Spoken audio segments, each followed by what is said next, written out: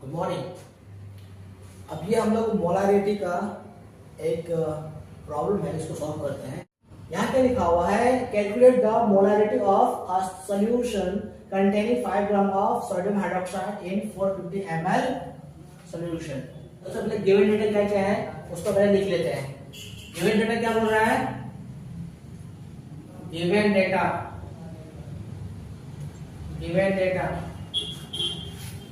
क्या है,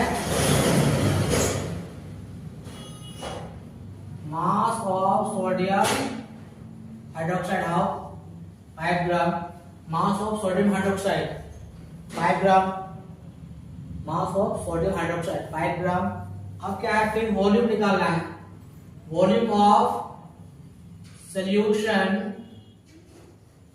कितना है 450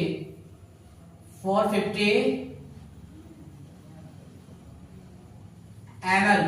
इस ml को हम लोग को लीटर में चेंज करना होगा, है ना। लीटर में चेंज करते हैं, क्या हो जाएगा 450 डिवाइडेड बाय 1000।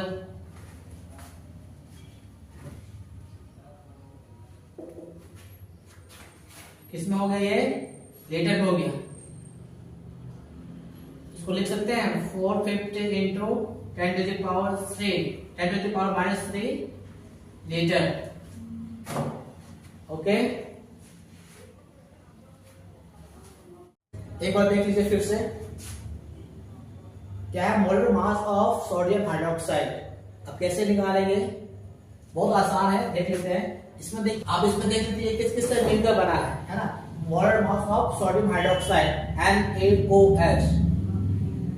ओके, तो ये पहले देख लेते हैं किस किस से मिलकर बना है। यहाँ पर देख लीजिए, पहले क्या है Na है, इसके बाद ये है ऑक्सीजन, ये ऑक्सीजन है, ऑक्सीजन। इसके बाद ये आपका हाइड्रोजन, ठीक है। तो नंबर ऑफ सोडियम एटम यहां पे कितना है, 1 है।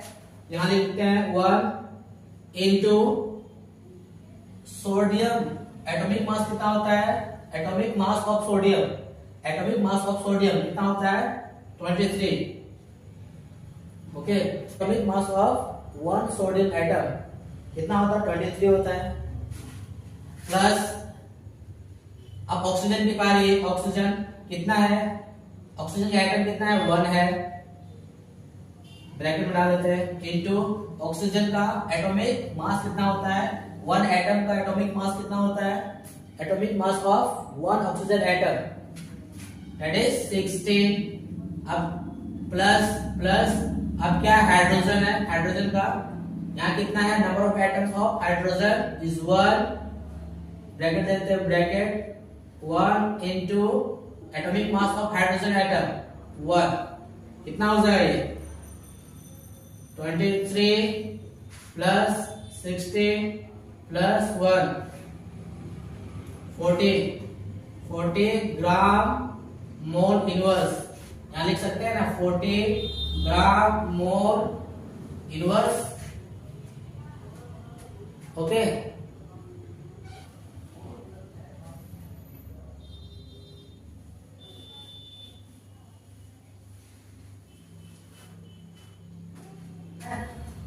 यहां देख लेते हैं number of moles of NaOH, number of moles of sodium hydroxide equal to mass of sodium hydroxide by molar mass of sodium hydroxide.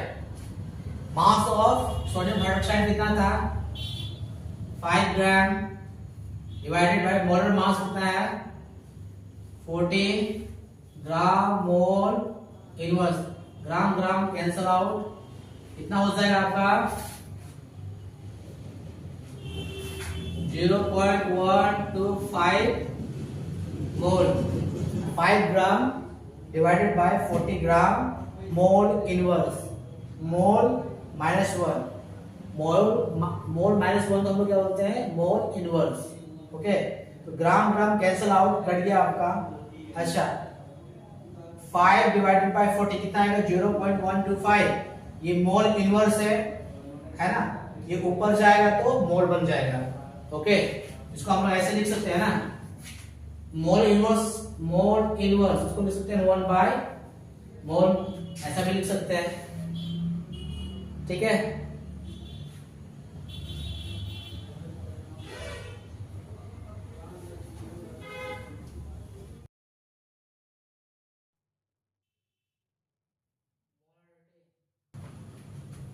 Molarity equal to, अब हम लोग क्या निकालना है, मोलारिटी निकालना है। क्या होगा, molarity equal to number of moles of solute, solute क्या आपका NaOH divided by volume of solution in litre. कितना है सॉल्यूट, कितना आया हम लोग का 0.125 मोल डिवाइडेड वॉल्यूम कितना है 450 इंटू 10⁻³ लीटर, है ना। इसको सॉल्व करेंगे तो कितना आएगा, इसको हम लोग ऊपर लेके जाते हैं 0.125 इंटू